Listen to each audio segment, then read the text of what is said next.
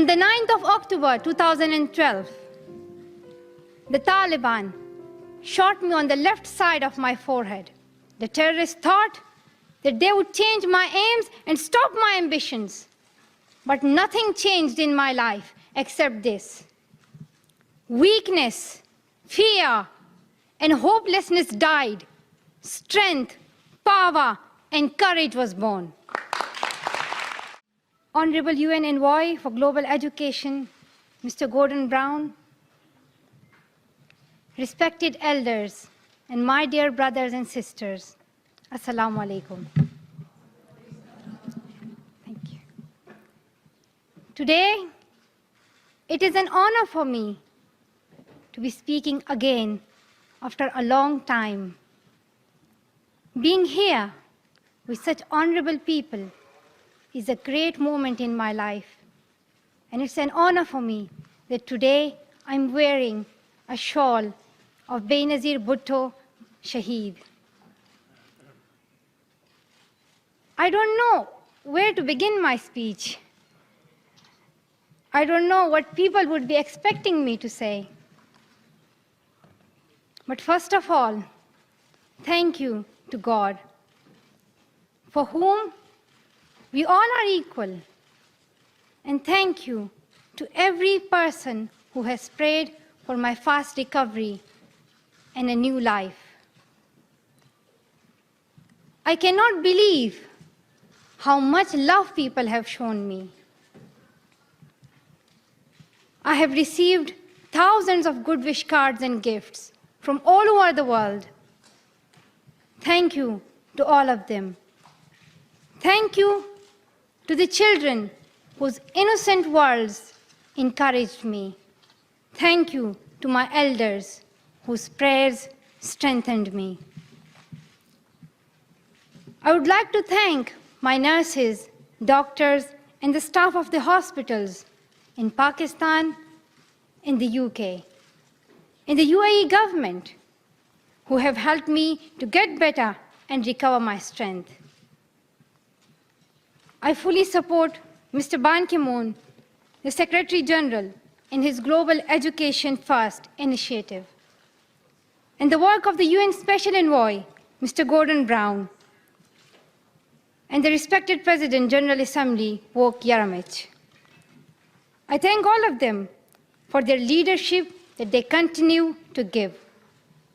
They continue to inspire all of us to action. Dear brothers and sisters,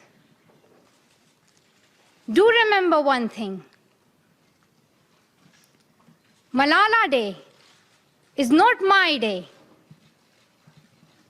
Today is the day of every woman, every boy, and every girl who have raised their voice for their rights. There are hundreds of human rights activists and social workers who are not only speaking for their rights, but who are struggling to achieve their goal of peace, education, and equality. Thousands of people have been killed by the terrorists, and millions have been injured. I'm just one of them. So here I stand. One girl among many. I speak not for myself, but for those without voice can be heard. Those who have fought for their rights. Their right to live in peace. Their right to be treated with dignity. Their right to equality of opportunity. Their right to be educated. Dear friends, on the 9th of October 2012, the Taliban shot me on the left side of my forehead. They shot my friends too. They thought that the bullet would silence us. but they failed. And out of that silence came thousands of voices. The terrorists thought that they would change my aims and stop my ambitions. But nothing changed in my life except this.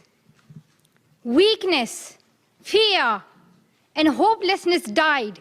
Strength, power, and courage was born.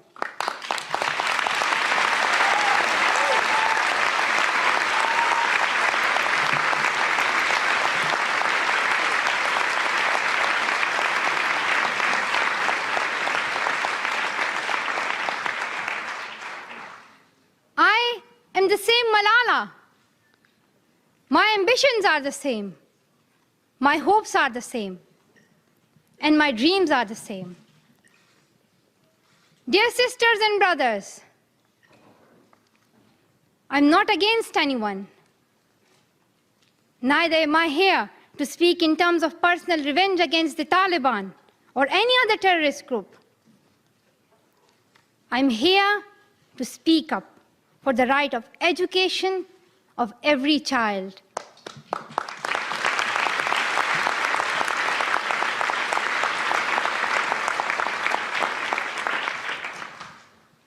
I want education for the sons and daughters of the Taliban and all the terrorists and extremists. I do not even hate the Talib who shot me. Even if there is a gun in my hand and he stands in front of me, I would not shoot him. This is the compassion that I have learned from Muhammad, the Prophet of Mercy, and Jesus Christ and Lord Buddha. This is the legacy of change that I have inherited from Martin Luther King, Nelson Mandela, and Muhammad Ali Jinnah. This is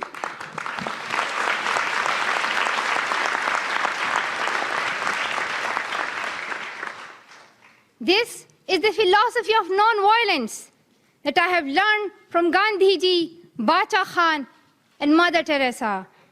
And this is the forgiveness that I have learned from my father and from my mother. And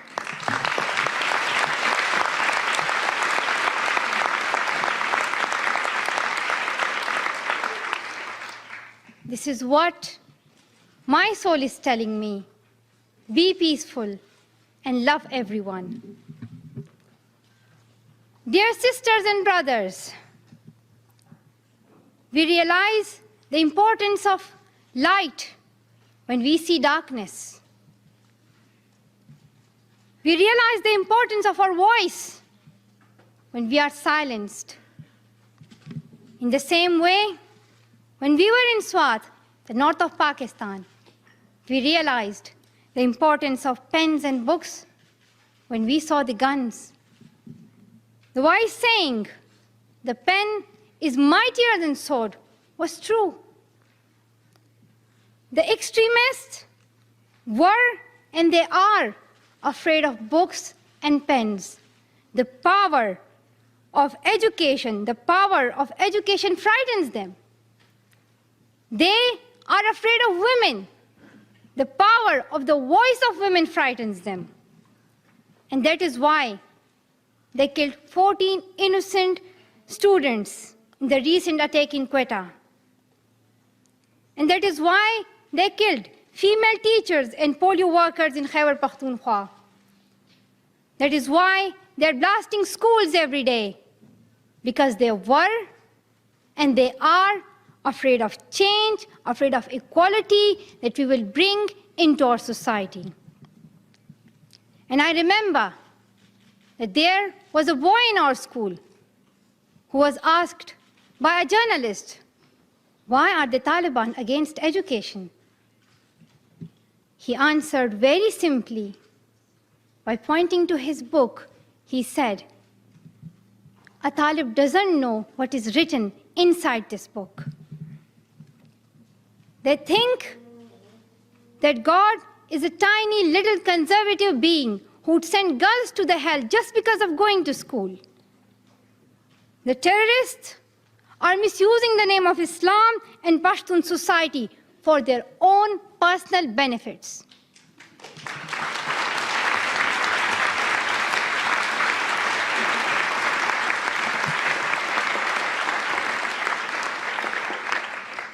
Pakistan is a peace-loving democratic country. Pashtuns want education for their daughters and sons. And Islam is a religion of peace, humanity, and brotherhood.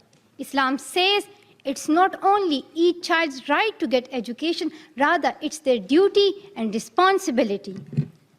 Honorable Secretary General, peace is necessary for education. In many parts of the world, especially Pakistan and Afghanistan, terrorism, wars, and conflicts stop children to go to their schools. We are really tired of these wars. Women and children are suffering in many ways in many parts of the world. In India, innocent and poor children are victims of child labor. Many schools have been destroyed in Nigeria. People in Afghanistan have been affected by the hurdles of extremism for decades. Young girls have to do domestic child labor and are forced to get married at early age. Poverty, ignorance, injustice, racism, and the deprivation of basic rights are the main problem faced by both men and women. Dear fellows, today I'm focusing on women's rights and girls' education because they're suffering the most. There was a time when women social activists asked men to stand up for their rights, but this time we will do it by ourselves.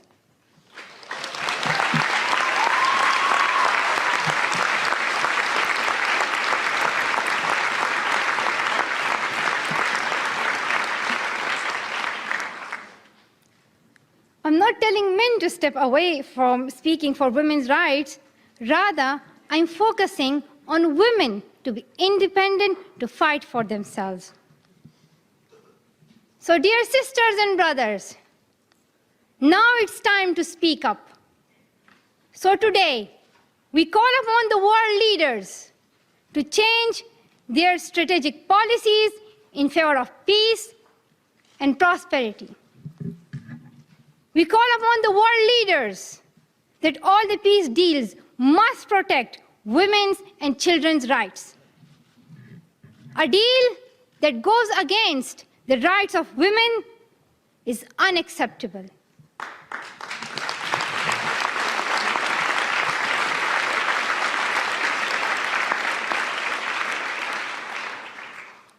We call upon all governments to ensure free, compulsory education all over the world for every child.